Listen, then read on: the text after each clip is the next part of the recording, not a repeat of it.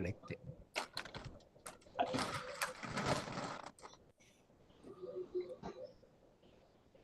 Is it there?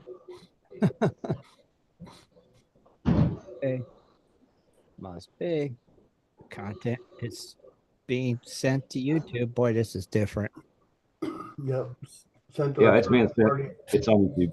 Welcome to the Prospectors Radio Show, the talk show for our community. Please welcome Rich Cooley, Indiana Gold Hunter Dennis Dayton, Scott Swiftwater Tony, Rob White Gold, Jaron Wheeler, and your host, Tim Grimes. We hope you enjoyed the show, and thanks for tuning in. What's happening, fellas? Not much. We'll see how this works. About the new Crappy. Zoom? Crappy Sunday. A new Zoom thing, Rich? Yeah. I think it might be okay. My, We'll see. Yeah. my We'll see. dinosaur isn't working very Yeah, we'll well. see when you start sharing pictures if it messes Yeah. up your audio. I don't know. Yeah. My Did it audio make- is screwed up. Did they make you download it or? Yeah. Update, Oh. yeah. Oh yeah, the updates. And now my computer, every time I go to click on something, the audio starts getting screwed up. I don't know. I might not be able to share pictures. We'll see. Yeah, right. it might, but then your audio might be all choppy, woppy. Yeah. All right. Somebody pick a card. Rich. Pick a card. In the card. 3. Rich said 3. He's going for hole number 3. What is the most interesting place you've ever visited? Oh, okay, that one's easy. Yeah. Finally. Yeah, that's an easy one. All visited somewhere, Yeah. right? All right, Rich. Yep. Rich, you can go first since you picked the card. Japan, Okinawa, Japan. Okay. Good one, Rich. I'd figure somewhere like that. 'cause Oh yeah, 'cause travel. I loved it over there. I wanted to stay. Really? Oh yeah, it was beautiful. You ever think of moving back there? Oh no, probably No. not. No. I mean, I do want to go back for like 30 days once I retire. Yeah. That'd be cool. You should do it. I like to go back 30 days, and I know it's changed over, 20 or 30 years I've been there, but I bet. But you, yeah, it's beautiful. I mean, diving and dang. everything. I probably wouldn't dive again, but I mean, Hey, still, you should do it. You should I put like that, to go back, do some fishing and stuff. We used to do a lot of fishing.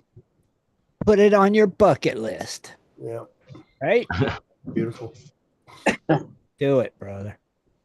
Sure you do. Okay. Dennis, Rob, Scott, Jaron. I would have to say Juneau, Alaska, when I went to go visit Ray. Juneau, Alaska. That's a good one. Glaciers and being able to see a whale and a lot of historical places that Razor took us to, and Right. all the gold that we found And the donuts. And the donuts. and the donut. Donuts. Those aren't donuts; those are freaking walnuts. Huge nuts.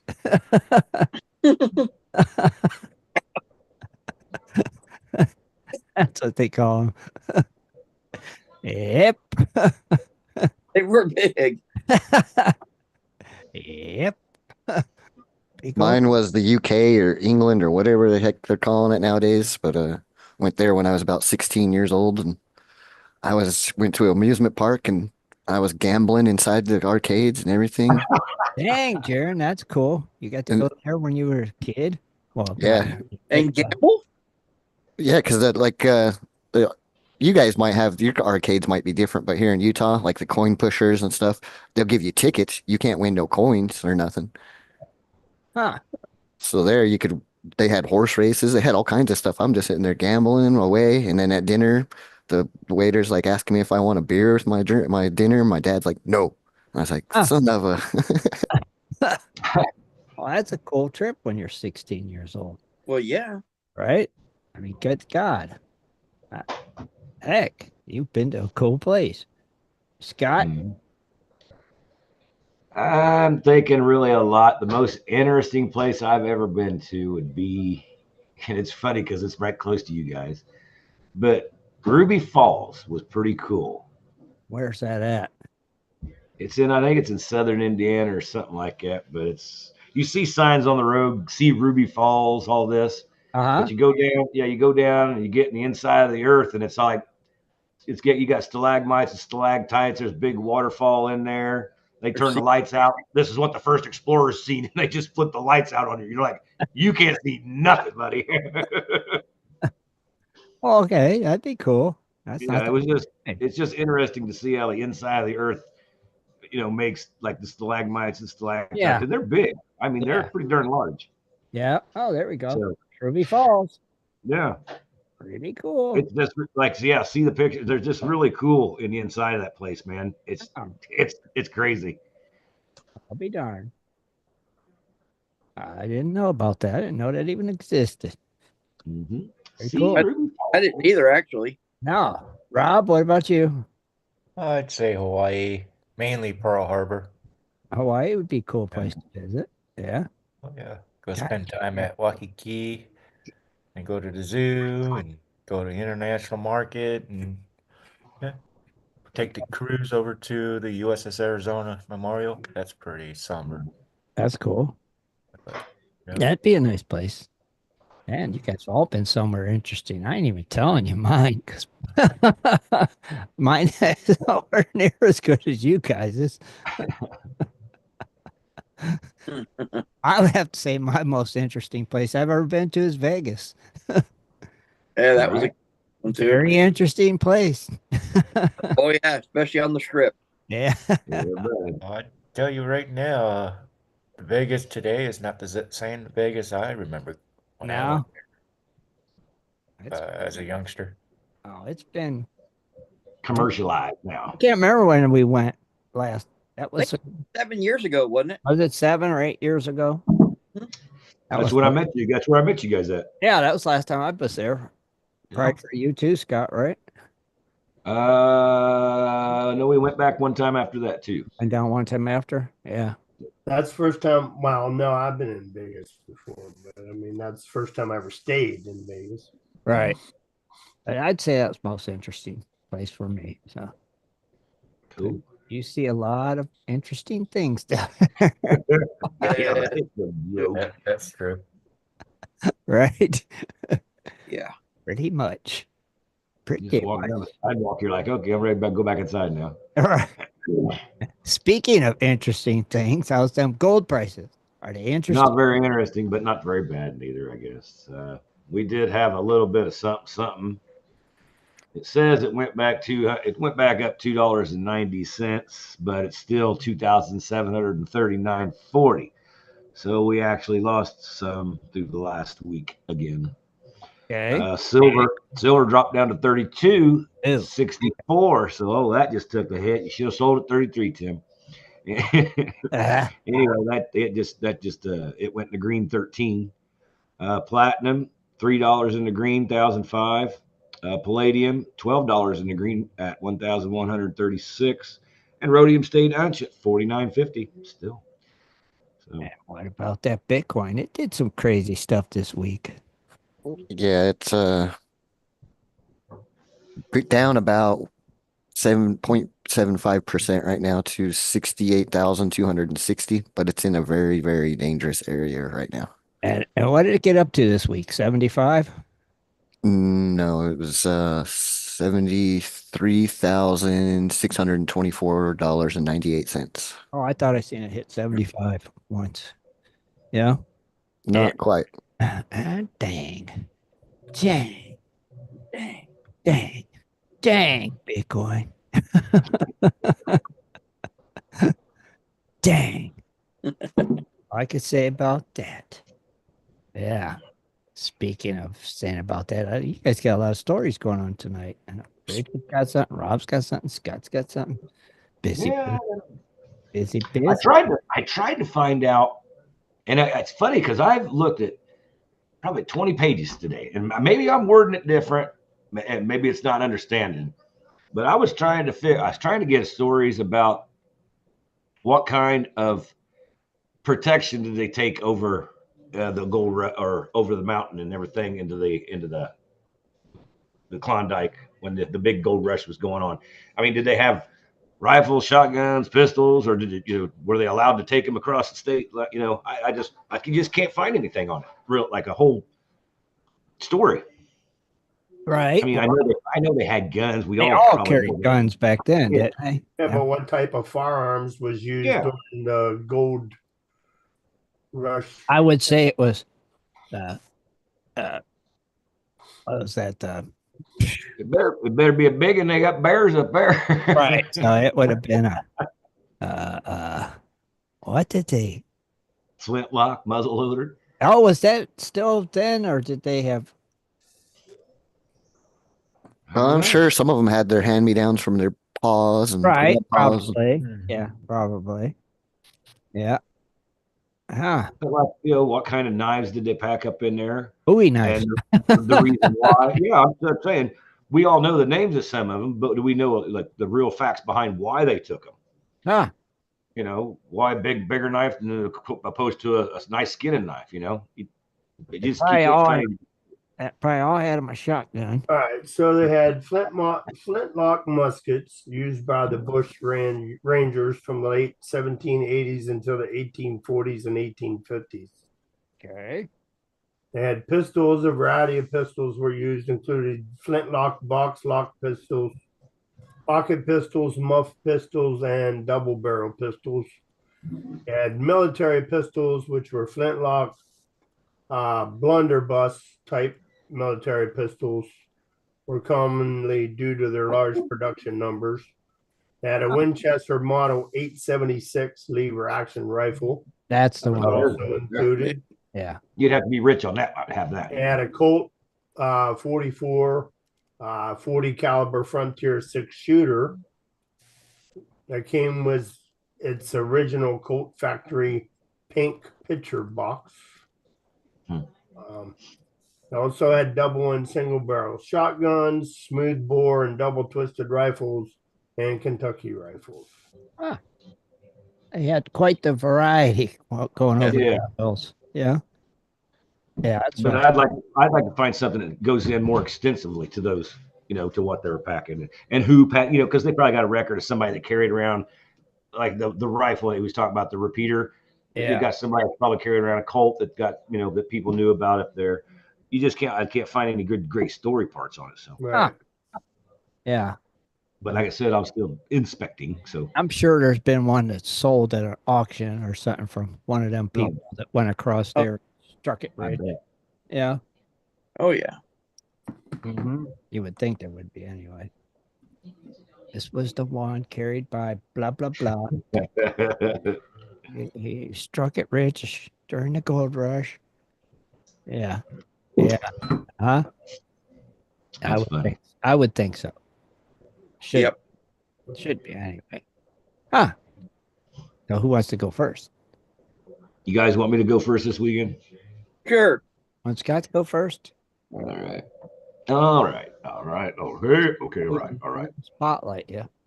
This is called Who Really Struck It Rich During the California Gold Rush? Wasn't me. Yeah. What did you mean? Me either. Let's say key takeaways on this little story is the California Gold Rush in the mid 19th century was a pivotal event, attracted people from around the world to seek their fortunes in the gold fields. The discovery of Sutter's Mill in 1848 sparked a massive influx of prospectors, leading to the rapid population growth and the profound social and economic changes in California. And while only a small percentage of prospectors struck it rich, the gold rush left a lasting legacy on American history, shaping the development of the West and fueling the dreams of wealth and opportunity. You would think that finding gold in your property would mean the end of your troubles, but for John Sutter, it was just about the worst thing that could have happened.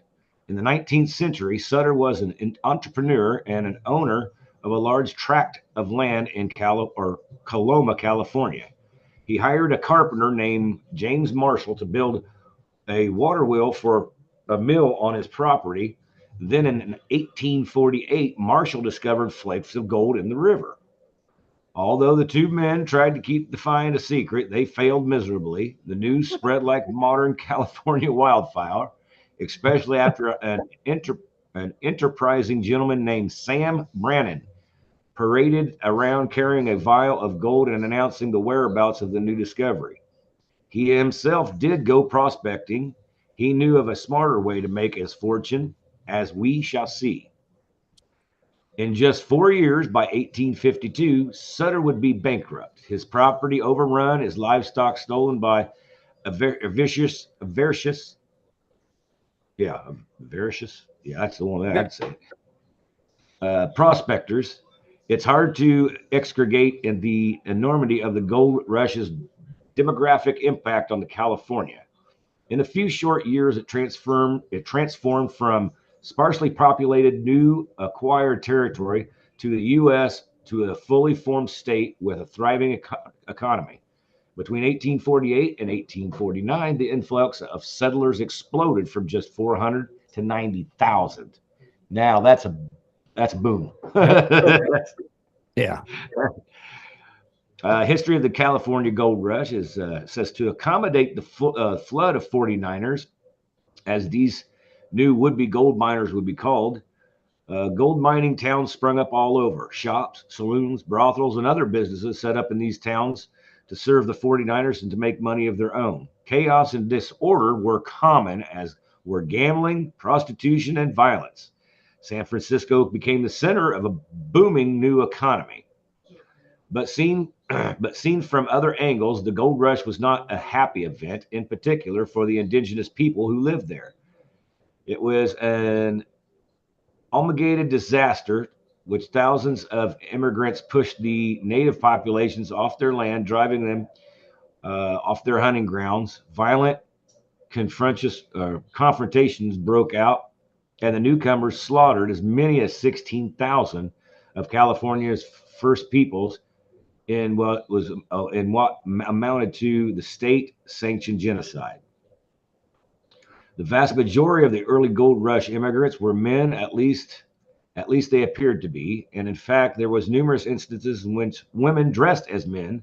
The phenomenon was so common in the gold rush California that when a newspaper photographer advertised for a lad to help him, he was compelled to specify that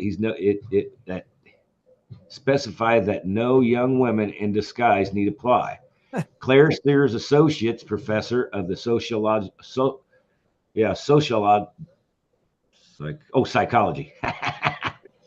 at San Francisco State University says via email.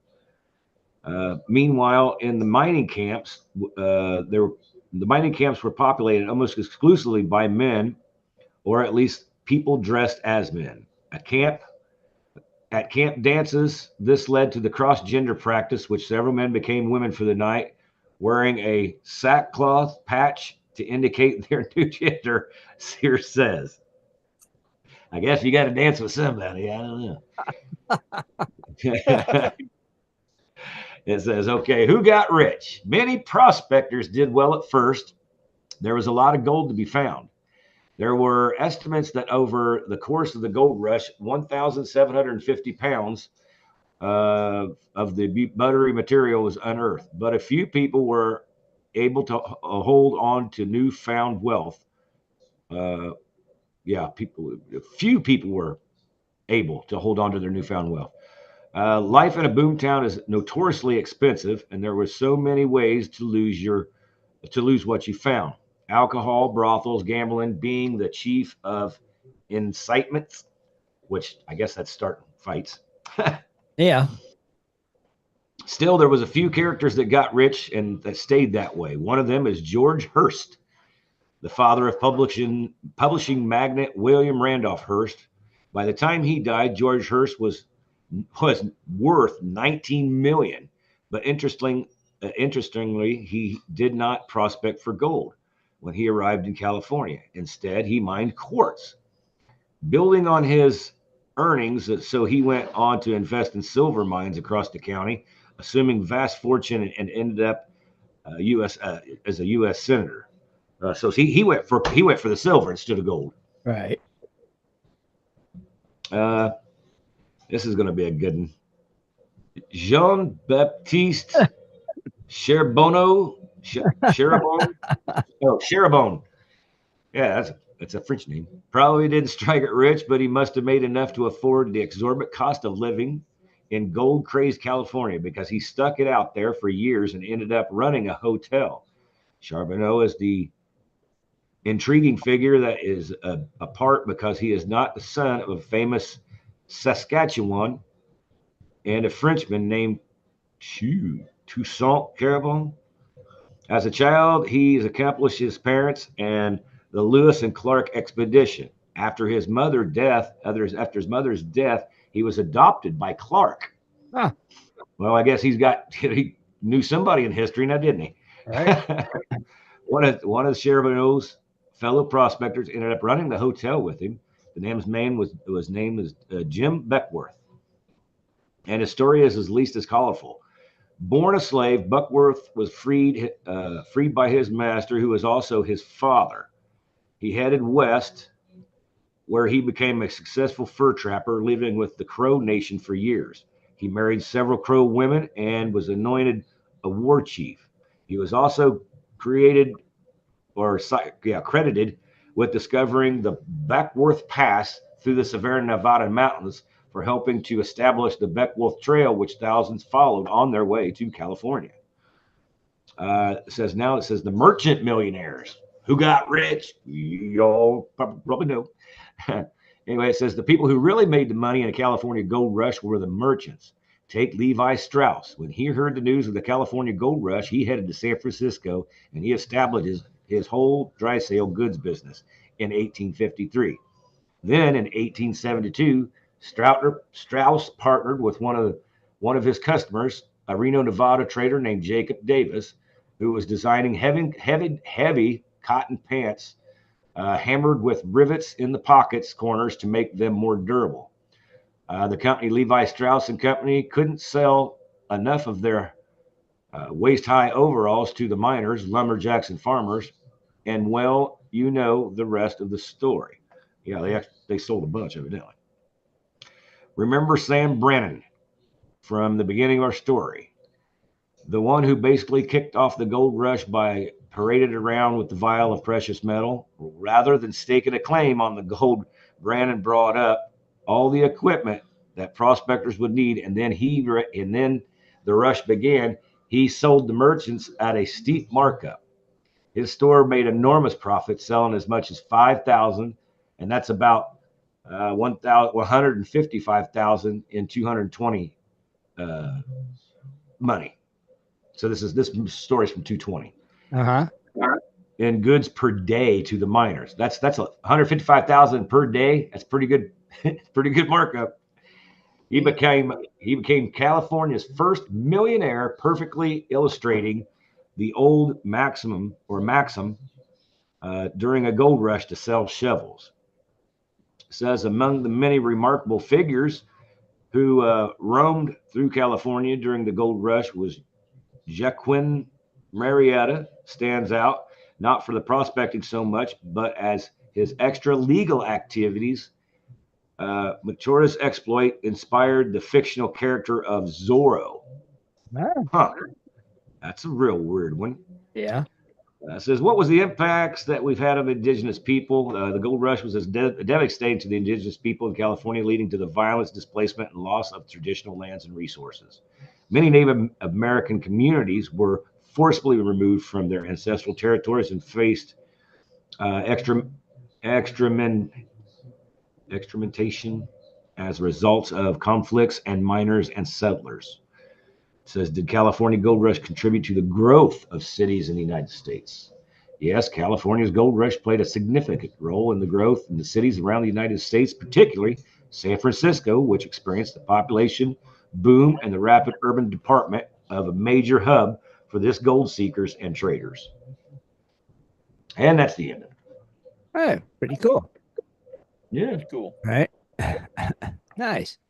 But but we knew old Levi Strauss was going to come at them. Who made it in the rich there?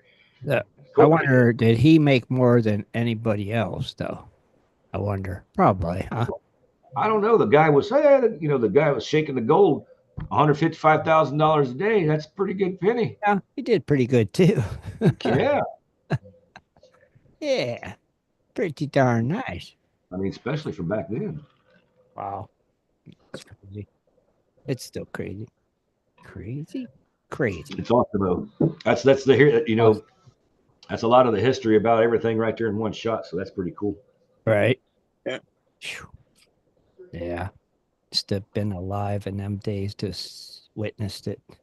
Man, Right? you'd have to be one tough son of a gun. Right? Well, back in them days, yeah, you'd have to be.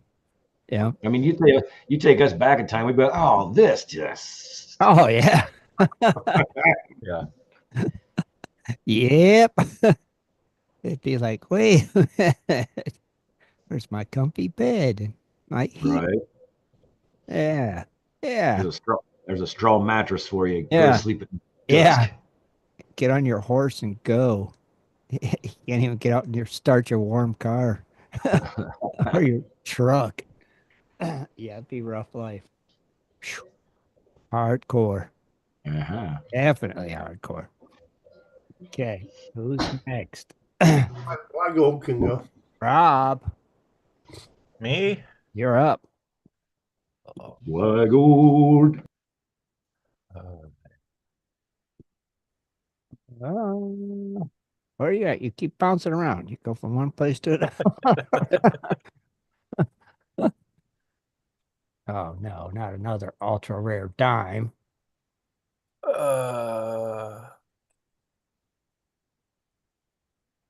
okay, sure. Whatever. I just got some weird notification from Ah, Zoom about where's my there we It's go.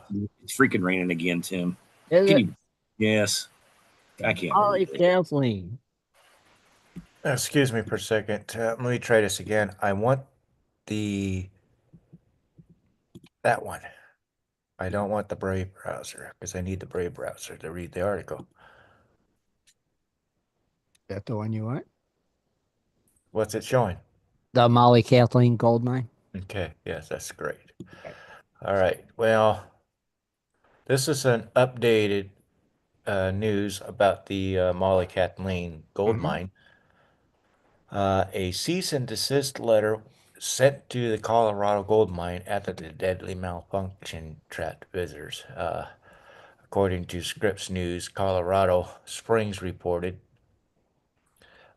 which has pretty much this inspection was conducted after last week's deadly incident that killed one and trapped more than 20. They had just got done with a mine inspection just not long ago, but apparently, at the end of the year, this this kind of did it for them. So it's just an update for that. So you say they cease and desist. So what they go get shut down? Yeah, they can't operate They until cannot. further inspection, Yeah. Okay. even though they're already done for the year. So, Right. Okay. That's the one where the people got stuck, right? yes, yes. Yeah. Yeah. Here's another updated article about the uh, ultra rare dime. Yeah. It just sold online October 27th for a whopping $506,250. Gee. According to Great Collections, the coin again was made in 1975 by the U.S. Mint in San Francisco, and it shows Franklin Roosevelt. Only one of two known coins that exist without the distinctive S Mint mark on the front of the coin. And people they're basically searching everything they can get their hands on just to see if they can find that no S proof mint mark. Right. And that's actually came out of that set, that coin there. Oh. Oh. Dang. They probably paid $20 for that set. When Oh, bought I it think they brand paid new. less than that. I think they only paid like maybe $5 or $6 at Yeah, the when they time. bought it brand new back in Yeah, 1975. and Special put it TV away when they offer, remember? realized it was in Right. It could have been one of special TV offers. Yep. Right now with the certificate of authenticity. And it was this ultra rare dime in it. Yeah. Wow. On to our next one here. The uh, world's largest, or shall I say, the world's biggest gold nugget ever found weighs as much as an adult male, and it is a gold miner's absolute dream. Yes. No kidding. I would love to find something like that. Right. For people hoping to invest their fortune, gold has typically been a reliable investment. Blah, blah, blah. During the Australian gold rush, the world's largest nugget was found by miners originating from the UK. On the 5th of February, 1869, two Cornish miners named John Deason and Richard Oates were prospecting for gold in a region of Victoria, Australia. Their discovery They discovered a massive nugget weighing 72 kilograms, 11 stones, and measuring 61 centimeters long, lodged in the roots of a tree. It was nicknamed the Welcome Stranger, and, and was discovered encased in quartz on a slope called Bulldog Gully. Hmm. In notes from the time, Deason wrote, I tried to prise the nugget up with a pick, but the handle broke. Then I got a crowbar and raised the nugget to the surface. That has got to been, oh man, that thing must have been stuck in the ground. Yeah. Well, I mean, if the tree growed around it, it was stuck. Yeah, but you're not Yeah. walking away from it. It's coming out. Yeah. The large gold nugget was taken to a nearby town of Donnelly, where it was due to be weighed at the London Charter Bank, but failed to fit it on its scales. Wow. Oh, wow. The nugget had to be broken into smaller pieces in order for its total weight to be calculated. The two men who discovered it were given just under 10,000 pounds, and the gold was melted down, according to the BBC. Back in 1869, 10,000 pounds, that was an awful lot of money. You were a millionaire back then. So 10,000 pounds was how much money, though? How much American cash would that be? Uh, well, a Any idea? similar sized nugget today would be worth around 2 million pounds. So I would say maybe one of these Canadians can help us out. 3 We million know it. I pounds. think we know where the gold went to the Huh? Queen. Wow. Can't believe they broke it up, though. Banana head. Yeah. Yeah. The, it's unfortunate. Oh, come on, get out of this. There's one of those no tell 'em treasures. Don't tell Yeah. nobody you found it. A 950-year-old coins unearthed by treasure hunters are UK's highest valued find. In London, it was a cold, rain-soaked day in southwest England when seven friends were moving across a field in the Chew Valley in January 2019 when their metal detector beeped. The amateur treasure hunters had stumbled upon a rare find, a nearly 1,000-year-old coin buried underground. Soon they found another, then another, and another.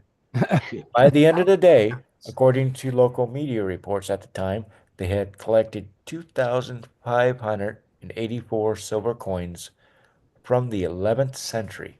Wow. During that time of the bloody transition from Saxon to Norman rule in England, a hoard now acknowledged as the highest valued treasure ever to be recorded in the UK. Wow. It gives you another, Hey, how's that them, Rob? yeah. Now, the group will get half of the proceeds from around 4.3 million pounds or 5.6 million US dollars. Wow. Sale of the coins of the Southwest Heritage Trust that was announced Tuesday. This was from last week. With the rest going to the owner of the land where the coins were found. The coins will be displayed at the British Museum in London starting next month.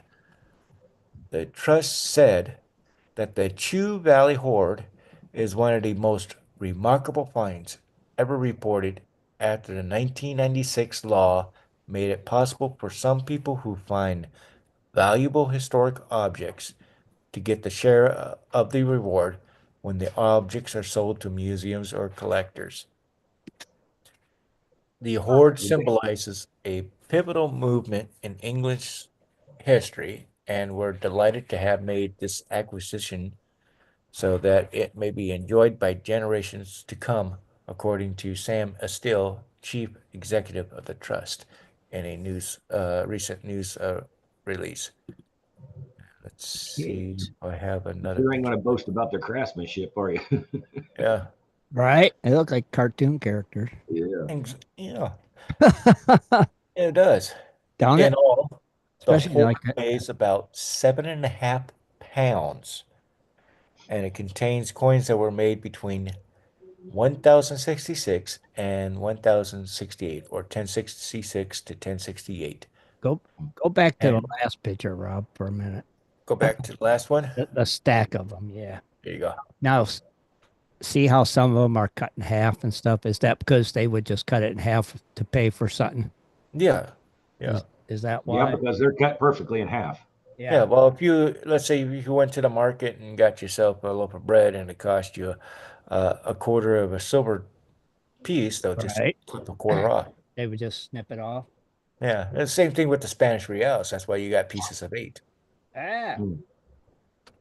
okay. Very interesting. Thank you, Rob. Yeah. Uh, with, with the coins that were made, it features 3 rulers: William the first Norman king known as the Conqueror; Harold II, the last crowned Saxon king of England; and in one instance, Edward the Confessor, the last king of the House of Wessex, who ruled before Harold II and was later made a saint. That's whose picture's on the coins. Yes, Oh, yeah. okay. Uh, Lisa Grace and Adam Staple, who led the group that found the hoard, previously told BBC their dream of the 15 years had finally come true. They told The Guardian that friends had asked him and Grace, his then partner, to show them how to use their new metal detector. They decided to travel to the Chew Valley and make a weekend of it. A few beers and let's go detecting, you know. Amateur treasure hunters are common in the UK, where modern metal detecting technology and a greater awareness of treasure hunting or dirt fishing has made treasures finds less rare. According to the Department of Culture, Media and Sports, there are estimated 1,378 treasure finds reported in England, Wales, and Northern Ireland in 2022, the highest number since records began after the passage of the Treasure Act 1996. That's an awful lot of Yeah. treasures. Big treasures. Yeah, sure. They just ain't reporting a single coin. It's a treasure like that. Yeah, Yeah. So they get to keep some of it now. you get to keep some Yeah, now, it and don't all go to the queen now. of course, a portion does Yeah, a definitely. portion always goes to Yeah. the queen. Yeah, but at Oh, least yeah. not all of Karen, it. No. Yeah, that's a good thing. And on to the next one. This too is also happened to be in the UK. Detectorist finds a rare Roman coin after visiting the same field for 20 years. Uh, The the coin, which is expected to fetch up to £6,000 at auction, a retired builder, Paul Capewell, described the Roman coin as his most exciting find so far.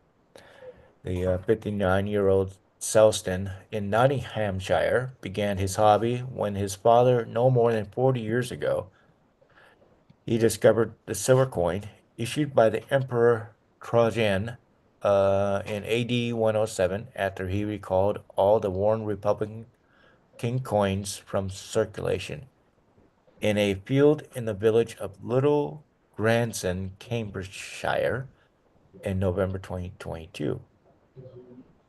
These British names are really starting to confuse me. Ah, I've been visiting the same field for more than 20 years and discovered a few Roman and medieval coins, but this is my most exciting find so far, said Mr. Capewell. The coin is to be sold at auction at Noonan's Mayfair in London as part of the sale of an ancient coin in antiquities. Well, apparently a couple weeks ago. Its pre-sale estimated is 5 to 6,000 pounds, and let me see if we can get a. There we go.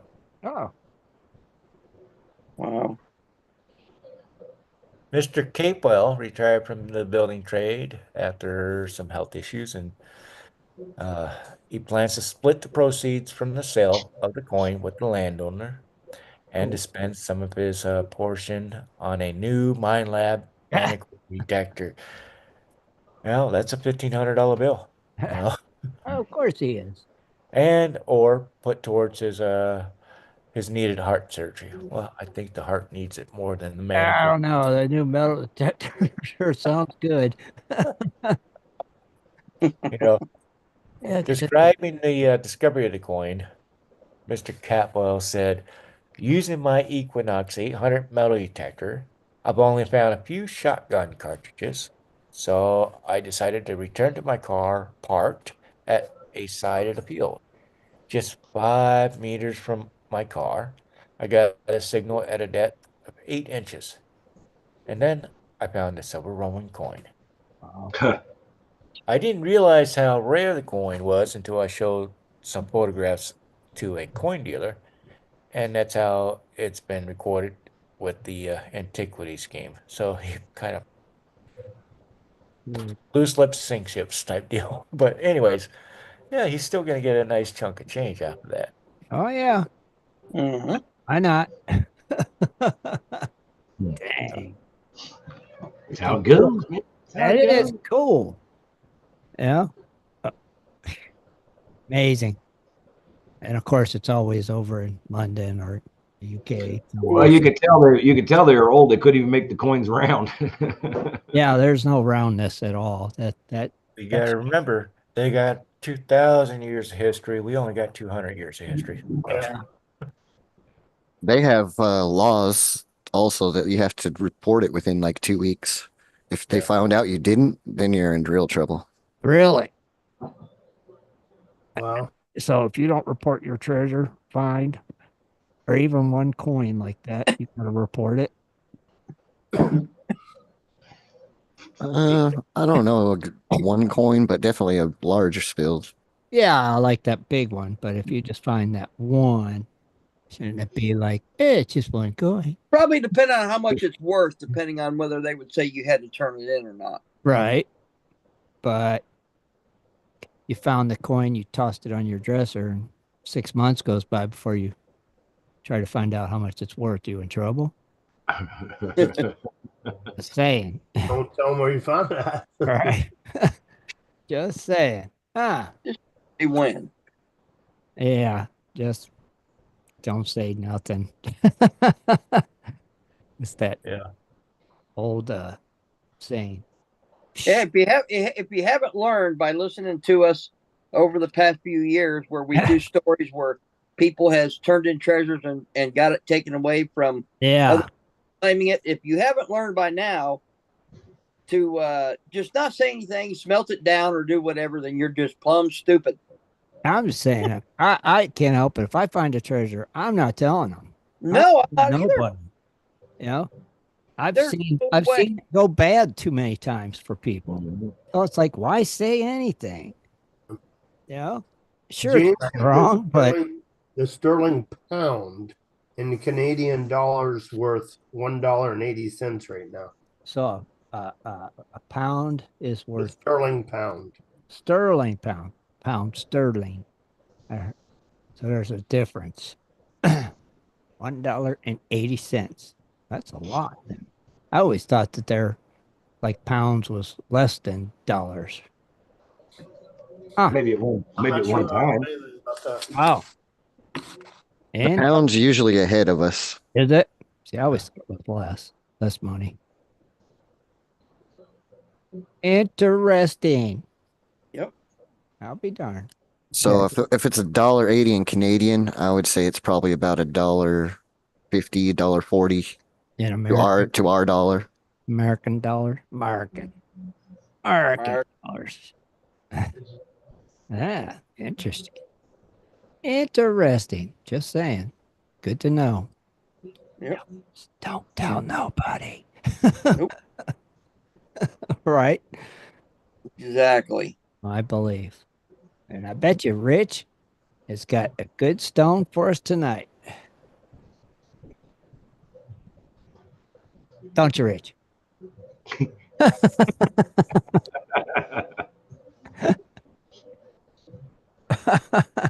Can you see that? Well, right now, no, not yet. It says you're sharing, but it hasn't popped up yet. There they are. There we go. Red, red, red. It's called spinal.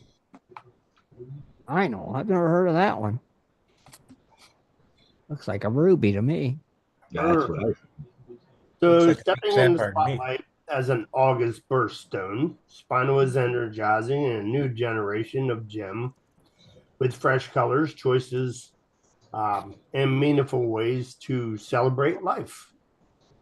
So, Spinal, a gem that has historical been mistaken for other colored gemstones, most notable ruby, is making history in its own right in 2016, joining the official list of birthstones as additional gem choice of the month in August.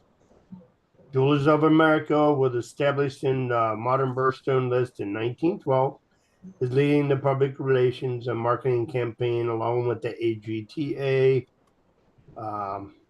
to celebrate the August birthday with Spinal. Exciting news for the gem. It has become more the collector's favorite, with Spinal's popularity surging among bespoke jewelry designers and luxury brands inspired by its great brilliance and range of spectacular colors.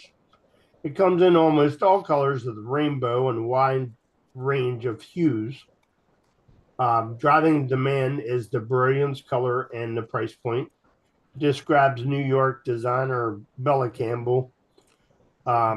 Their outstanding gems are my first choice as an artist who designs one of the kind pieces with center stone spinal by itself. Uh,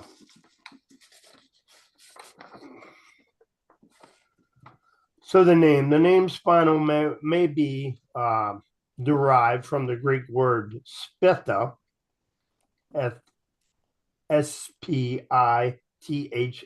Spitha, spitha, I would say, meaning spark, or perhaps spither, meaning scintillate. These are the only two numerous plausible name origins, but since fascinated, spinals are strongly purposive and typically more than rubies. The one could easily how its name might have the Greek origins, considering the healing powers of spinal. Spark and scatolite is exactly what is high energy.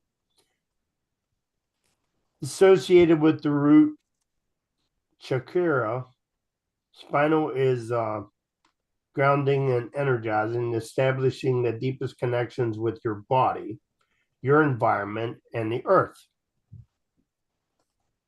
So it must be one of those spiritual things. Mm-hmm. It's transparent with colors as vivid as ruby, like reds, some darker brick red, and some almost orange. Spinel does come in blue with the finest stones comparable to that of sapphires. Is it real or is it fake? It wasn't long ago that you were to say the name spinel, people would assume it's fake. That's because it's very easy to create spinel in a laboratory, and that many birthstone rings, school class rings, and other pins, as used from synthetic spinel. Natural spinel were not as plentiful, and is so assumed that if you were talking spinel, you were talking synthetic, but no longer. Affordable. Most natural spinel now is very affordable and tends to have fewer inclusions when compared to rubies or sapphire or similar size. Because of the nature of the rust, the most common cut for the spinel is a round and cushion, but is almost crafted in other classic shapes like emerald cuts and trillions. The two best known historical sources for spinel are Burma and Sri Lanka, but the gem is also found in Vietnam, Madagascar, Tasmania, Toronto, Mazabuku. And in fact, one of the main reasons that spinel become a birthstone is its availability. So, Interesting. but yeah, I had never even No, I was wondering, is that, like you said, man-made? here are the different colors, I guess. Like I said, it looked like a ruby. That bright, that real dark red one does. Right. It's pretty. The raw stone looks like it. Yeah, the raw one does too. Yeah. Yeah. But I thought at first it was some man-made thing. It's like, oh no, it's natural. Oh, I natural. mean, Pretty. Oh, the blue one's nice too. Oh, the black spinal's cool. oh yeah, there's one over here. Yeah. Wow. That stuff's nice. I don't see no prices on it. I Any, don't either. I know usually some of them will have prices. None of these have prices. That's They where don't they want, get. they don't want to lead you on. Is it expensive? 6.9 carats. I don't say what it is. No, I don't. It says that brown one's 6.20 investment. So how much is that? Right? I mean, it's cool. Oh, that white spinel looks like a diamond. Wow. Okay.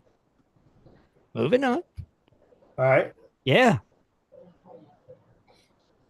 Can we see that one? Yeah, the rose quartz. Yeah.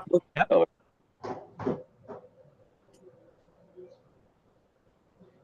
All right. Changing up the rose quartz. Meaning, healing, and how to use. So, some people believe that rose quartz may help promote understanding and romantic relationships and support calm, but most claims does not. Crystals have been used in cultures all over the world for thousands of years. Their uses have included healing, uh, meditation, protection, and creative inspiration. The use of rose quartz is said to date back as far as 7,000 BC. It's also been claimed that Egyptian and Roman women used rose quartz face masks to clear their complexions and prevent wrinkles. Today, rose quartz is often used as jewelry for meditation or as decorations in homes or office spaces. It's also a pale pink stone that's part of the quartz crystal family. Deeper pink varieties of the stone are sometimes called strawberry rose quartz. Lavender rose quartz varieties are pale purple. It's a mineral composed primarily of silicon dioxide molecules. The crystal can be found across the United States, Australia, Brazil, Madagascar, South Africa, India, Sweden, and Germany.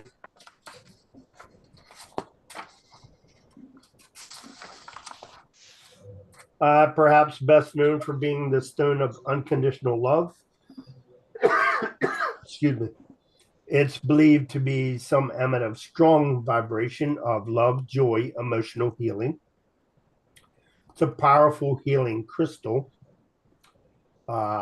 An older study presented at two international conferences in 1999 and 2001 suggests that any spiritual, emotional, or healing benefits experienced from crystals may result of placebo effect.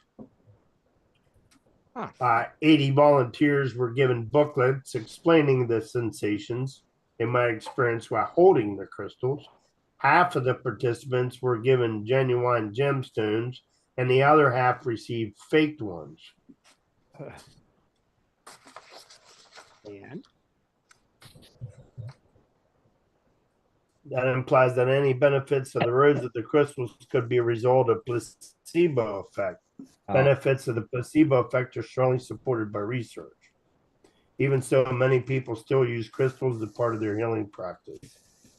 Never says anything would happen. Rose quartz is believed to embody powerful healing qualities that may be beneficial both for physical and emotional health. It's also believed it can boost feelings of peace, calm, and self-love.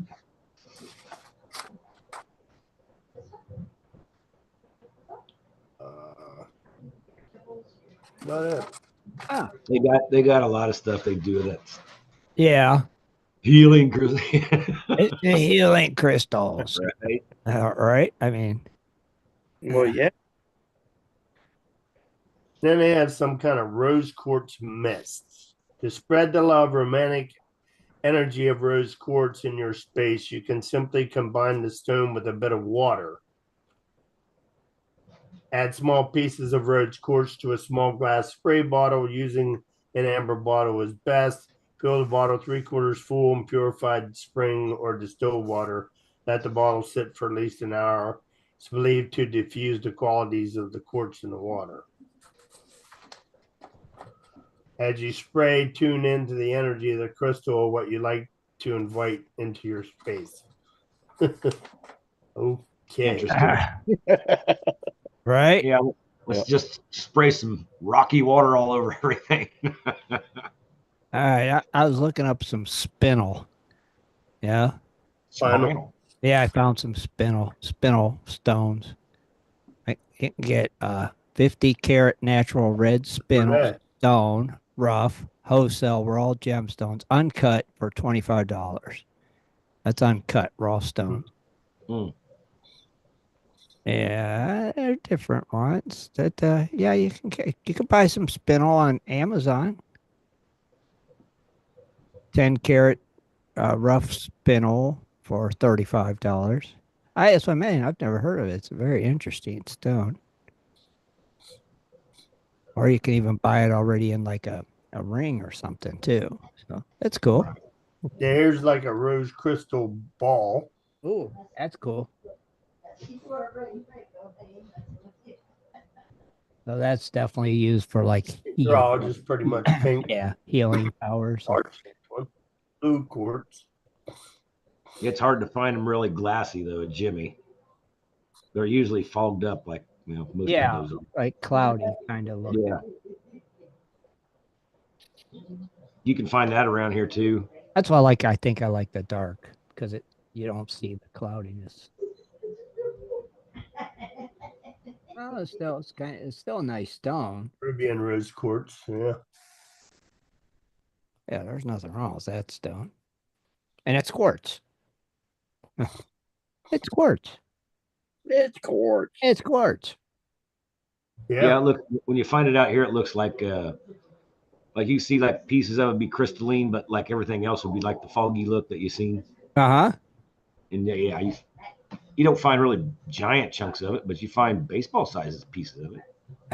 See? Still cool. It's still cool though. I mean, Yeah. I don't think I don't got no rose quartz, I don't think. I mean, if you could get it polished, Right. I'm That's sure. what you. But when Yeah, you if you have, polish it, it's got that cloudy look, right? yeah. And the way I understand, quartz is pretty soft, so polishing it, you'd have to be pretty darn careful, I guess, in a rock tumbler. I'd expect, but Huh. because it's rose quartz is kind, it's soft, it's fragile to me anyway. Right. So Interesting. I'm still kind of stuck in the old spinel. oh, Spinel. I You like. like that final, huh? Yeah, I like that spinel. That's he good. likes it because it's cheap and it looks good. It is cheap. Right. It's cheap and it looks good. Right. You're right. And there's some of the black spinel. 100 carats of natural raw black spinel.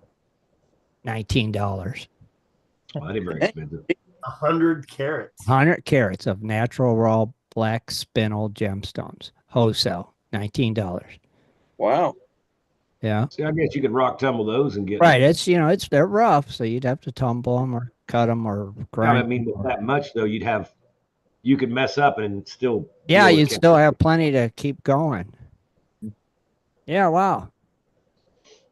Yeah, see, those are cool. I like it. Spinal. I like it a lot. I do. I like it a lot. An awful lot. Yeah. I have to order me 100 carats of black spinel. It looks like coal. The rough form. It looks like little pieces of coal. Yeah. Well, don't onyx kind of look like that? Probably looks like coal too, don't it? Yeah. This Gotta place, get that little polishing wheel. you'd have to have you one of them lapidary Yeah. wheels, and you could Lapidary. grind it and make it pretty, shape it. Wow, very cool. I always like seeing if what Rich talks about, if we can purchase it, and yes, we can. I'd have to get me some black spinel. Thank you, Rich. That was an interesting stone. Yeah, it was. Yeah, it was.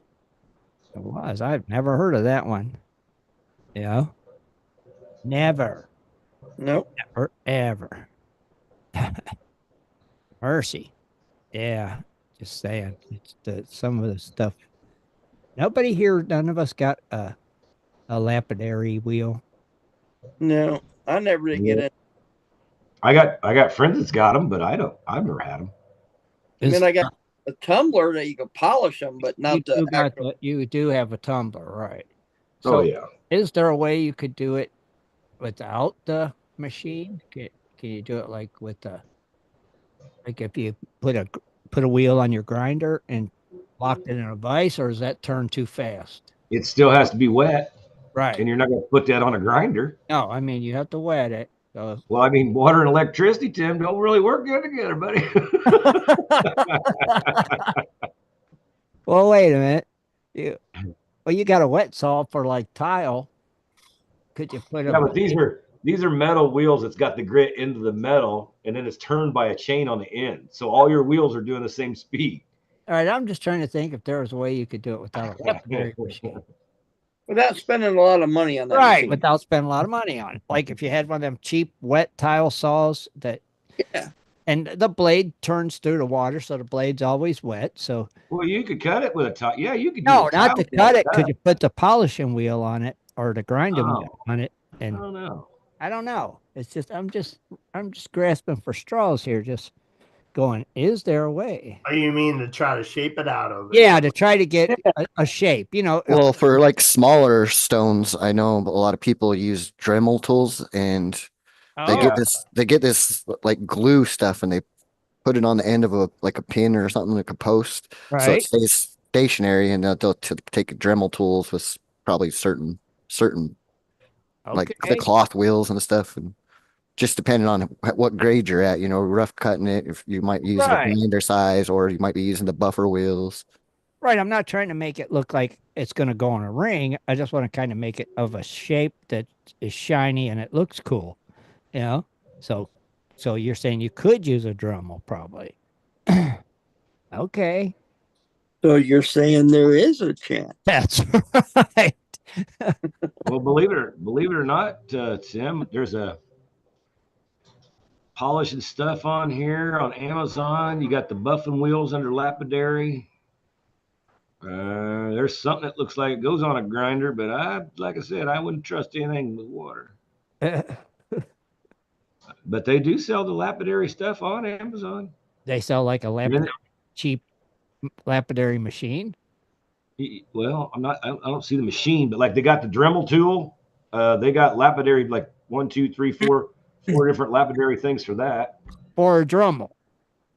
Yeah, for that. But they got the actual machine, whatchamacallit, wheels on here too. So lapidary machine.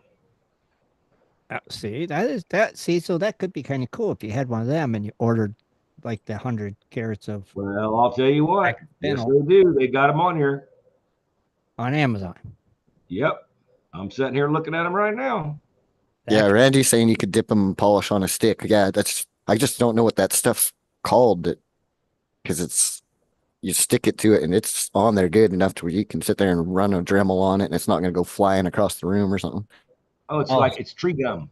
That's what I thought it was, something like that. Yeah. So let me see. Lapidary.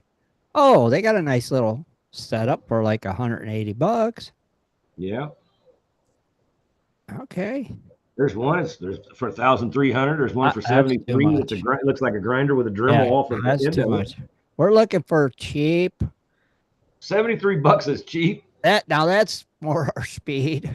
Well, that's what I'm saying. That was pretty good. Yeah, there's some pretty good little. If you wanted to tinker around with stuff with rocks, right? If you just wanted to play around with it, you know. Benjo saying "dop wax?" question mark. I don't know. That could be. You know a lot more about rocks and gems than I do, Benjo. Right. Oh, see, they got the whole Dremel kit for it. Okay. See, that could be cool. So you could buy 100 carats of that and have fun with it. Right. Well, not only that, you guys live back in freaking Indiana and Ohio. You guys can still find nice shiny rocks in a creek and then polish them up and cut them. Right. You know. Right. You never know what they're going to be made out of, but right. You're not looking to make it to put it in a ring. You're just wanting to make it to look cool. You know? Right. Even if you cut it flat and round it off a little bit or something, it would look cool. It'd be shiny, and you could set it on your desk. Mm-hmm. Mini disc sander, 6-inch. Yeah, grind. Yeah. Yeah. Yeah, you can get stuff for like under $150 if you wanted to tinker with the lapidary stuff, folks. Right. Yeah. I think it'd be cool. Yeah. It would be kind of different, unique. It would be. Like I said, you can. People used to be like, "Oh, Amazon's this, Amazon." Man, there's a lot of people now that are subsidiaries of Amazon selling stuff on Amazon. It's not just Amazon has that stuff nowadays. It's other shops, you know. I mean, if you had a shop that sold like that, mini lapidary equipment, and you wanted to get out there, well, just put it on Amazon, and boom, you know, you sell it. They send you the name, you ship it. Yeah, because like drop shipping more or less. Here's one: jewelry, gem, polishing, grinding machine, bench lathe, rock saw, lapidary polisher, buffer, $109. Yeah. And it looks like it does everything you would want it to do. Oh, that's right, perfect. There you go. And the only thing you have to get after that's just polishing paste. That's about it. Probably. It probably comes. Yeah. Wow. It's just cool. Does it have like a grinder on one side and a buffer? Yeah, it does, Rich. It has a grinder on one side, a buffer on the other, and it's got like a hand Dremel attachment with some other things. It looks like variable speed. Yeah. Could be kind of cool. You can get into the lapidary business. Did I tell you guys? Did I get that power inverter last week? Did I tell you about that? Power inverter.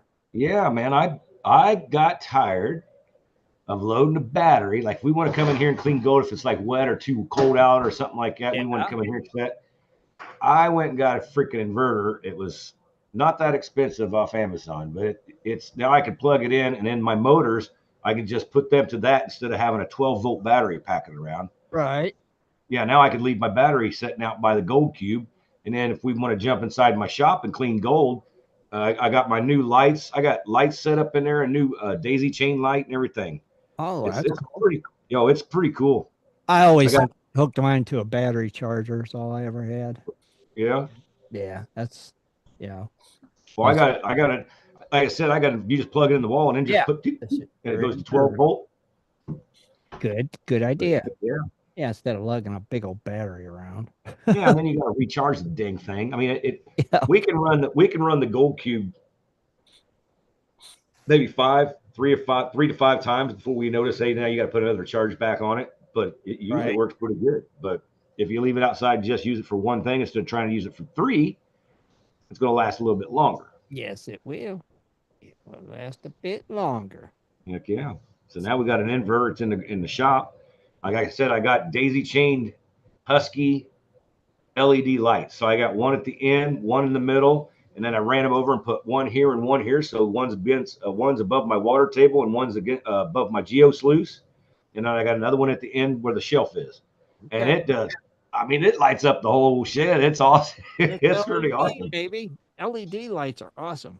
Yeah, buddy. And they're gonna, they're not gonna blow out in a year. And they're not as sensitive like Hmm. regular lights. If you bump them or something, sometimes they break. Yeah. You know, LEDs, yeah, they're good. I love them. Just leave them on; they last longer. Yeah, they do. Yeah, buddy. Yeah, they're bright. I like them.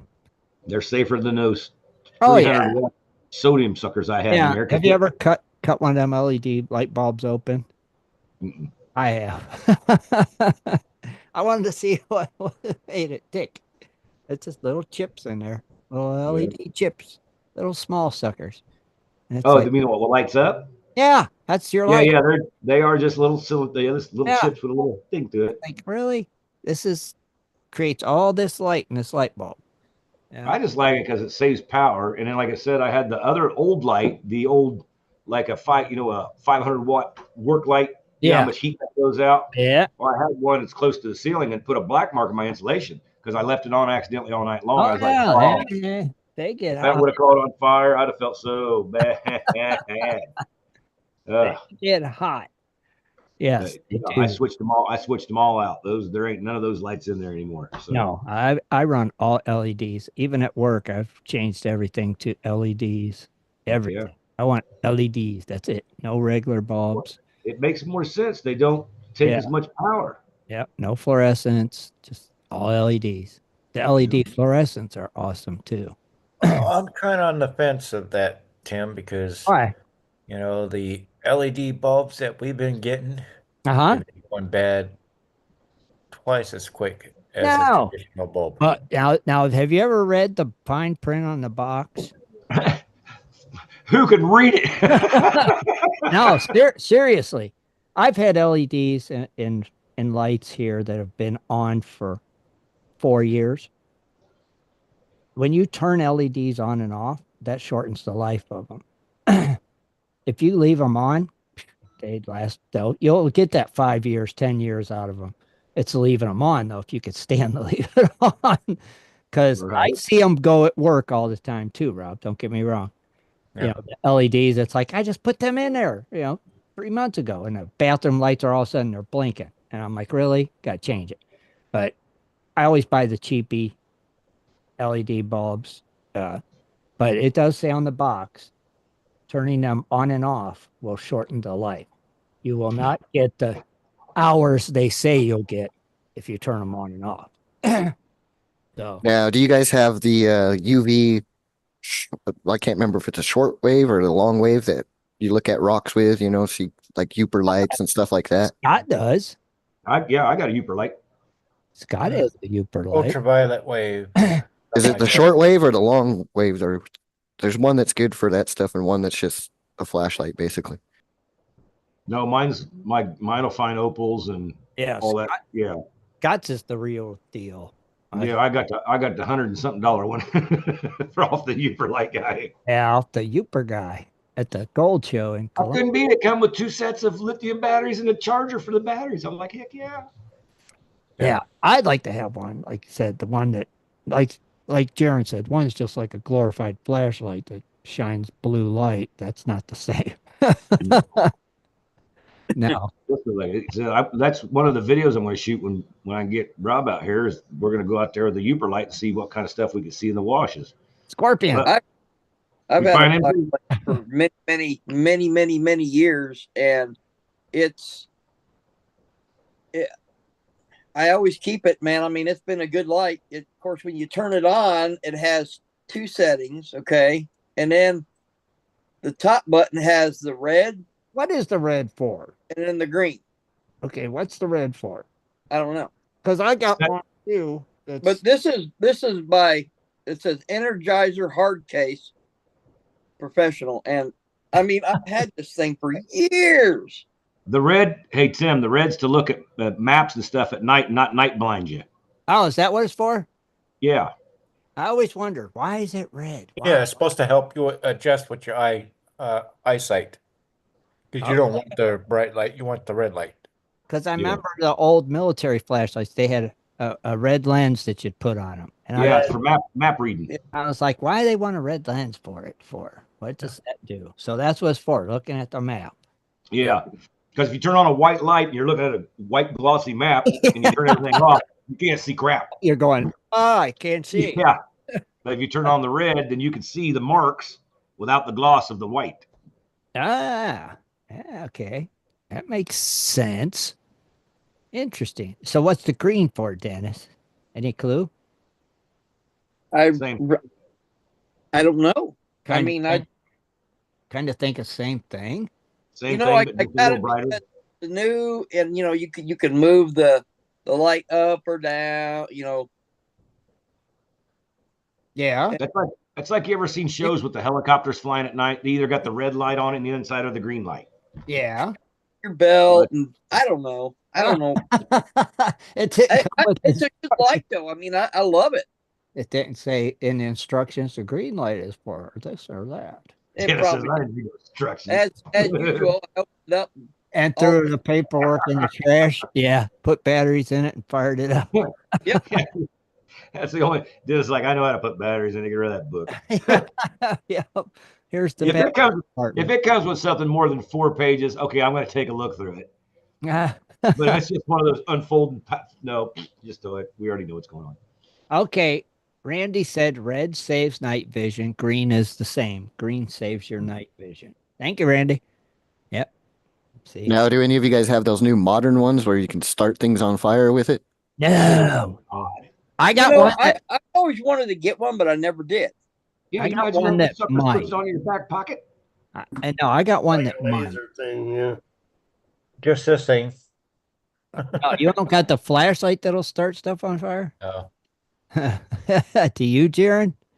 Like I said, No. somebody will have it in their back pocket and get their butt on fire. Well, them are I can see it. I can see it. I'm just telling you. them are super flashlights. Yeah. They're dangerous. Yeah, I wouldn't. Are they? I think I'd like to have one. I mean, But, you can start a fire by turning on a light. Really? Okay. Yeah, with your flashlight. You know? Let me see something. Why would you want to use it? You shine it. You Because gotta shine a flashlight on something, you catch someone on fire. well, it's like Oh, look, there's a bird in that tree, and then it's all cooked, falls out. it's like visible for miles or something. And it's like, but if you hold it close to something, it will start. It could catch something on fire. Yeah. Yeah, it gets It's hot. the radiant heat that's being emitted off of those LED lights. Yeah, The wattage that's being put through. That's why you're able to. Yeah, I'm start looking a at fire. them now, trying to They need find to turn that baby down. the ones that'll actually. Probably takes 25 triple double A batteries. It usually takes As like an long as your 18. leg. It usually takes like an 18650 rechargeable battery. It's a big battery. Yeah, but dang. Yeah, I want one that'll start a fire that they could see at the International Space Station. Why don't you just learn to start a fire with a piece of wood? No, I want the flashlight that does it. When I was about 15 or 16, went fishing with my stepdad, and he knocked me upside the head with one of those old metal mag lights. Oh That- yeah. I used to have a couple of mag lights. Those I do got some little mag lights. I still got a couple of D-size mag lights and C-size My D mag size lights. mag light no more. Well, we always called them the cop lights because back when my dad was a cop, he always had one of them on. Oh the yeah, side. yeah, they did. Yeah. But batons? We don't need no stinking batons. We got Oh, a flashlight. we our got a flashlight. freaking mag light, 2.5 feet.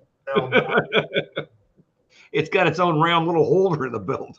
Yeah, but the thing with the mag light, they just never stayed. You know, they didn't last. You turn it on, it'd be dead in 10 minutes. You know, Yep. so these, yeah, these newer ones nowadays are really kind of cool.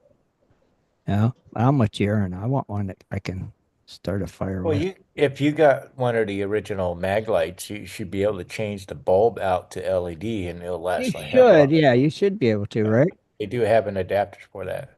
And they always had an extra bulb in the cap of Exactly. the battery cap thing. Yeah, they always had an extra bulb for them. The spring. Yeah. Yep, sure did.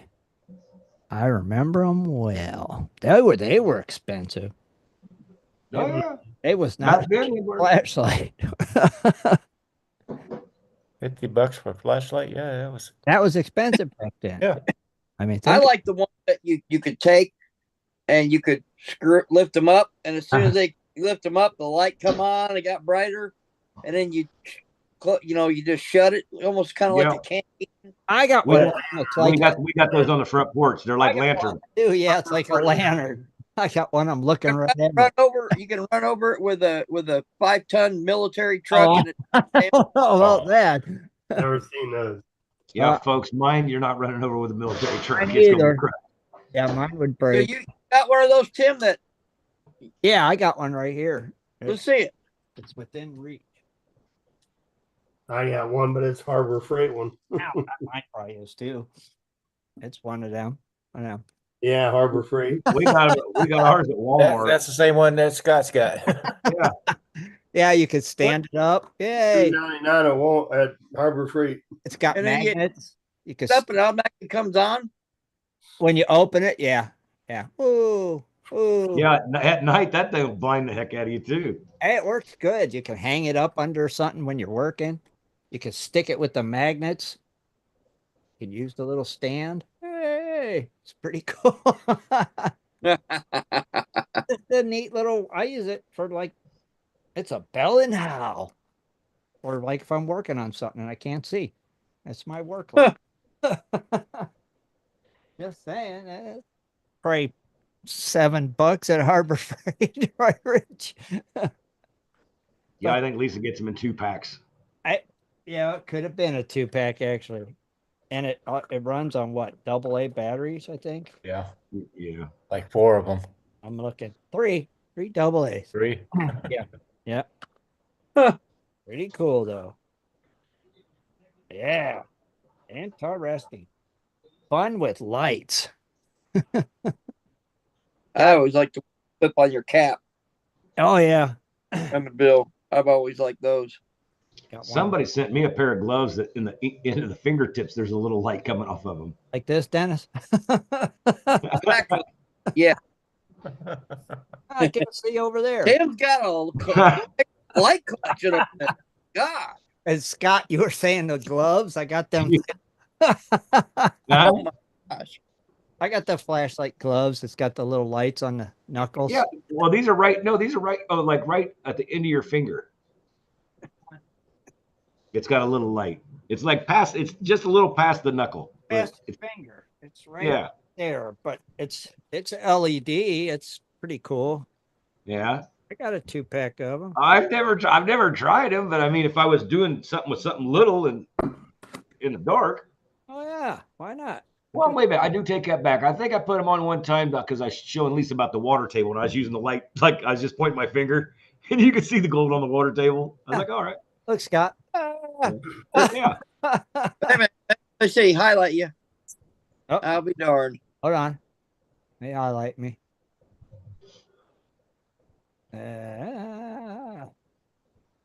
Oh. What do they call them? Mechanics gloves or something? I don't know. like that? I got one for each hand. Right. So you can have a twofer. It just Mine says kind of look. LED Mine look a little different than that. flashlight gloves. That's what it says. You have a fetish, Tim. Oh, for flashlights. Yes. I think it's starting to look that way, ain't it? Yeah. We're talking about these weird ones. Oh, yeah, I got one here. Oh, I got one here. I got two of these. I mean, if you think about it, I mean, if you were out fishing at night, those yeah. things would be really darn handy. Or working on your car in the dark if you break down. Well, I mean, the only thing you really need to see is your hook and your bait. So why worry about the big light? You know. Super bright LED. Yeah, I'm all about weird stuff, I guess. They're worth it. The power goes out, and Tim's like a kid in the candy shop. He's like, "Hold on, I got it. Which one you want?" This. That's funny because we had a bad power outage at work the other night, and I didn't take them. I don't even think about it. They just sit there. Yeah, I was just running around with a regular little crappy pen light. See, you could have looked cool in front of all those old people. Yeah, it wasn't cool. I was there freaking all night long from. Look how innovative that young man is. It's nuts. It is crazy. But yeah, you gotta have plenty of flashlights. Flashlights. We got flashlights galore throughout the house. You gotta have them. If it's one of them lithium-ion batteries to AAA, AA, C, D, 6-volt, 9-volt, we got it. I got one of them ones that I go around my head and it's got like a strip of it's like LED. That sucker's bright. That's one I use at work all the time when I'm in the attic. It's rechargeable. Just plug it in, charge it up, put it on, go. And it is bright. It'll blind you. I swear it. And it's got a little spotlight on it too. Yeah. Yeah, it's a good one. Of course, it's got a spotlight. Of course it's got a spotlight. Yeah, I got a Milwaukee lantern, and Ooh, I have to make sure that it's facing away from me when I turn it on because it will blind you quick. You got a Coleman lantern? No. Oh, you don't have an old Coleman gas lantern? No, but I do Well, have a I hurricane lantern. propane. I guarantee it, Rich does. I have the Coleman propane. You got the propane one? Yeah, I don't have anything. Screw on bottles, or I have the Yeah. adapter that I can go to the big grill bottles. Right, you can hook it right to the grill bottle. Yeah, yeah. Those are always nice. Those throw off some light too. I like the sound. Yeah, when of I it. stay in the tent, I can use the big hose and run to the big tank. Right? Yeah, mine's the old gas one. Yeah. Pump it up, get them manholes burning. Oh, look at Rob. Yeah. See? Yeah. Coleman lanterns, but Oh, gotta there have you a go. hurricane lantern. Now, I don't have none of them. Oh, we got 5, 6 of them. I was gonna say I got some. If the I batteries got, go out, you got fuel. Yeah. Light it up. I was gonna say I got a black one of those the old miner lanterns. No, oil lights. Or Yeah, that, but I don't know where it's at. I don't even have a clue. what kind of oil did them you put in them? Usually just put- kerosene Kerosene. Yeah, just Yeah. kerosene. or heat and oil lamp. Yeah, we just lamp oil. I got 2 of them that was from Germany in the 1930s. One's missing the globe, the other one is still in good shape, but yeah. Cool. I know my sister collected the railroad lights, oil railroad lights. Yep. She bought everyone she could find. It's a bit out of my price range. Yeah, she bought everyone she could find. At every auction she'd go to, she'd buy them suckers. She wanted them all. Dang. They hung all over her house, too. Guess she didn't have to worry when the power went out. Unless she didn't have oil for them. Right? Sure enough. Saying. Right? Very cool, though. But still, Scott leads with his cool Ooper light. Ooper. So we still got to see a video this year of you and Rob. Since Rob's Mr. YouTube now, he's got Well, I mean, I just like I said, I got a GoPro, and it's just you can't do everything by yourself all the time. I got a tripod to get me wrong, but Don't wrong you? kind. You don't have the attachment that hooks on your head or on your chest. Yeah, but it just looks gaudy. Remember when that's why I said that when I started making gold videos way back, I just seen a couple of them and they were like everybody's camera was just moving around and jumping up Sure. and down this way. And I'm like, I'm not doing videos like that. I'm gonna make mine look like a TV show. So Okay. when I started doing it, like I said, I based everything off like the Gold Fever show. Like, how did he do it? What was his angles? You know, Right. like walking in, walking away, people coming in saying hi, and I mean, everything was kind of staged and you set it up, Sure. but it looked good.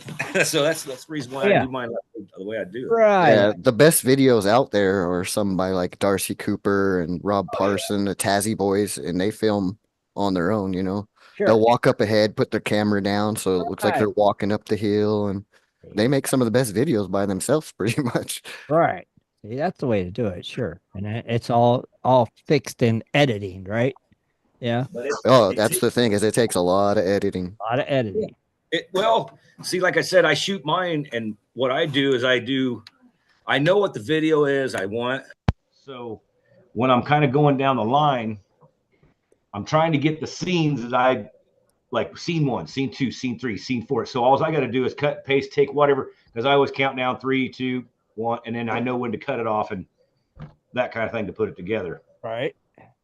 It's just taking the time. Like you got a scene that you're walking in someplace, so you got to put the camera in, you got to walk through, then you got to go back, turn the camera around, then you got to walk out, then you got to go back, get the camera again, and then go to your next shot. Yeah. It takes some time. Yep. That's the hardest part about it. It's all that, Mhm. you know, all that setup. Like, good God, can you just film it? No, you can't. Sure would be nice. That's where Brian Wilder comes in. What do you do? Go down to Arizona, film Rob and Yeah. Swift. Good point, Jared. He could do that. Go make some Rob and Swifty videos. Yeah. The Adventures of Rob and Swifty. It's already starting out great. She's getting ready to be here in 2 days. It just freaking rained like heck. Oh, are all you day. going to be there in 2 days, Rob? Oh yeah. Are you ready? Are you psyched? I'm pretty much packed as I can be. Right. I mean, are you excited to start digging again and get back some gold? At the prices we're at right now, hell Yeah. yeah. That's what I figured. So you're probably chomping at the bit, ain't you? Yeah, like I said, I had a friend of mine that pulled because Rob knows there's a gravel pit that I just want to go down there, and I just want to run this. I want to run all the gravel he's got sitting there through a dry washer because I know it's got gold in it. Right. And I have a friend of mine that knows the guy, so he went down and caught 2 scoops the other day and put them in his yard. He's like, "Oh, I got written, and it rains on him now." I'm like, "God damn it!" But the pile is so big that he could probably go in and just move some a little bit and get back into some dry stuff. Right. Probably. We'll see if he wants to do that or not. But man. All right. Well, I want to see some Ooper videos. At least one Ooper light video with scorpions. Well, man, like I said, I walked out in the yard with it when I first got it, and believe it or not, there's some of the rocks out here, they glow just like, but you grab them, you bring them inside, it's actually the algae on the rock that's shining. Sure. It's really weird. You're like, oh, cool, that looks like a great, you pick it up, you're like, wait a minute, and you can rub it off, it's dried on and stuff like that, just old kind of stuff on top of the rock. How do you spell Ooper? Youper. Why? Yooper. I think. Spelled with a Y, not a U. I was thinking of you. I did too. The reason why he made that light, I believe, because up there in Michigan, there's a lot, like around Lake Michigan and around the Great Lakes, I guess. You can go out there and there's actually rocks that shine back at you. So because they're makeup. But it's see, a lot of these are black lights. That's not the same. Yeah, it's a black light. Oh, it's just a black light. Okay. Oh, yeah. Well, the stones is what is actually a Youper. Oh, thank you, Jared. Okay. So these glow in the lights. Okay. So you just get a black light flashlight, basically, right? Well, this one doesn't look like nothing in Right. the light, but it'll look like something like this when you shine a UV. Oh, okay. All right, now I got you. Yeah, if you got like a cool display setup, it's got a little black light, which number one doesn't take that much power. Number two, heck, you could get little black lights about this big, not even 12 inches long, and just have it on the display, and it'll shine, and you never have to turn it off because, like I said, black light it's not taking that much power. Okay. All right. Well, that is cool, man. So yeah. All right. Yeah, I see now. Yeah, it'd be cool just to walk up some of the sandbanks and some of the rocks and stuff around here, and up That- the up. Well, we got the Aquafria right behind me, but I'd like to see, because they say the Black Annie Creek's got the gold on this side. They got the gems, and they got the what do you call them? Oh shoot, goose eggs or dinosaur eggs, or geodes. Geodes, yeah. So that'll shine. A geode will shine under that light. I'm pretty sure. I would think, The right? ones on our shelf sure do. Darn. Just saying. All right. Wow. Okay, those are kind of cool. Interesting. Yeah. And he's got all kinds of different size lights and stuff like that. But I just think they're good to have. I think everybody should have one. I mean, they got some cheap ones. I mean, I actually don't have to have an expensive one. No. Like I said, I got the expensive one because it's like a mag light. It's made of metal. It's Right. got two different kinds of batteries that go with it, and it's got the recharger that goes with the batteries. Right. Right. So I wanted the setup. So Yeah, I see a couple of rechargeable ones here I'm looking at. Yeah, I want to get one too. I can't remember if it's the shortwave or the long wave, but I mean, there's new gems and stuff being found all the time. We've been talking about them, and like Right. 5 years ago, they found a new opal here in Utah that's only found here, bacon opal. It's like, so you never know if you Right. don't have one, you're never gonna know. No, you yeah, gotta have one, I guess. an opal will she'll show up onto that thing. Hoo buddy, All because right. it's got a lot of it's pretty darn bright. I think it's cool. Yeah, that's pretty cool. I'm gonna have to get one. I'm just gonna get like that. I'm looking at one right here on Amazon. It's like $15. It's recharged. You might like that's where it comes in with that shortwave or long wave is Uh, where Okay, it but matters. I thought you said all we cared is if it's black light. No, it's you could paint a bulb purple and you'd have a black light. Yeah. Uh, well, this is used for, also helps UV paint glow, find hidden cracks, long lasting, blah, blah, blah, blah. See, I thought it just had to be a black light, a good black light. Yeah, because like back in, I'm sure they probably still sell them, but around Halloween time, that would just pass. You could go get those little black lights. They're just a light Right. bulb that's painted purple. They're not special or anything. Right. Yeah. Now there is a Uper Lights official shop where you can buy Yeah, the those. Does it say if it's shortwave or I'm long? looking right now. I don't. I just keep seeing a UV LED light source. Zoom in out. Okay, the Uper Light is a long wave 365 NM filtered UV flashlight, Uper Light Hunter package, No, I two thought. slot charger, Okay. $89. It's I was thinking it was the shortwave, so that's good to know. Now this says wavelength 395 nm. What the heck's that? Well, see, the Uper Light is the 365 NM. Okay, so this is 395 nm. So I don't understand, but what's that? Short range, long range? It's like I said, the Uper Light says it's a CS Convey long wave 365. So 395 might be long wave too then. Who knows, right? And see, he's got one right here. He says, I have small flashlight that fits in my purse or backpack. It's you can have it on a $20 budget. The Uper Light Mini 3-watt 365 NM flashlight, USB-C, it's $20. Yeah. So yeah, he's got cheaper ones on there. Yeah. Heath says, yeah, UV lights are cool, but don't use them in a hotel bed. Yeah, that's what they showed a picture of that, like stains in your house, pet stains, scorch. It does show proteins. It shows all that stuff. Interesting. That's cool. He even sells a large bottle of Light dust. So the bottle actually, like when you put the black light on it, it shines. He's got that for $32. That's pretty cool. That is cool. I might order this one I've seen. Now those can be found in other places, but the ones that where he discovered it, he named it. He kind of trademarked the Uper lights. Uh-huh. I forget the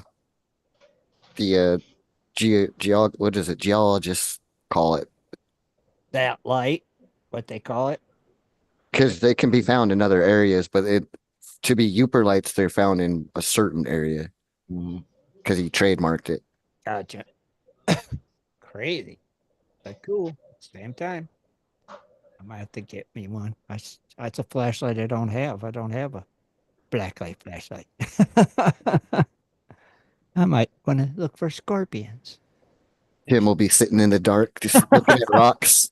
Yeah. Now, I'm going down to his website. Believe it or not, there is actually, let me find out what it's called. There's actually a YouTube video.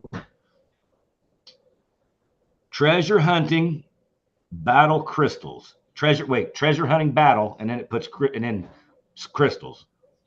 And they're using the Uper light on this video. So if you want to see what it is, just like I said, go to treasure hunting battles or battle, and then type in after that, just put in crystals on YouTube, and it should come up. Okay. I don't know who made it because it won't tell me, but that's what the name of it is. I'm gonna get me one of them lights. Cool. I'm gonna have to watch that video actually because they're showing about finding quartz and stuff with it. So That's what I mean. hey, like I said, crystals, boys and girls, if they show. I'm getting one. Opals, opals shine. You guys seen Opal Hunter? You know how that stuff Yeah. shines. Holy Yeah, mackerel. the team that's called the Blacklighters. Yeah, that's what I'm talking about, man. That's cool. They run it on. They got a blacklight room and they got a conveyor belt, and they just kind of use their hands to kind of toss them, turn them, see if anything pops up. They see one, boom, throw it in a bucket.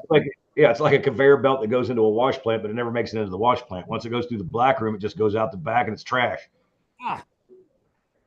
I'm getting me that. I'll spend $15 for this. It's rechargeable. It'll work.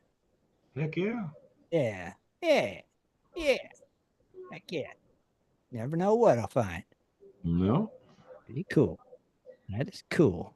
Awesome. And on that note, what else is cool? Well, I guess it's time to wrap it up, everybody. We want to thank everybody for coming and hanging out with us tonight. Especially on our new time since you guys switched times again. We fell back. Yeah, Yep. boy. Hey, we don't like it either. Trust me. And don't forget Tuesday night hangout live with Flash in Your Pan, Ed Marvin. He's going to be having Grease Monkey prospecting on this coming Tuesday. Oh, cool. At 8 o'clock. 8 o'clock Eastern. Eastern. Yeah, be there. All right. Until next Sunday, everybody. Let me clear that and that. And adios. We're out of here. We'll Later. see you next week. Good night, See you everybody. next time, Miner. Be sure to tune in next Sunday at 7:30 for another great show. For updates and more info, please go to www.prospectorsradio.com. Uber Light is where's that? Good night, everybody. Go. Wait, I gotta click this one. Later. Oh, that ain't it. See, now this is different. Hold on.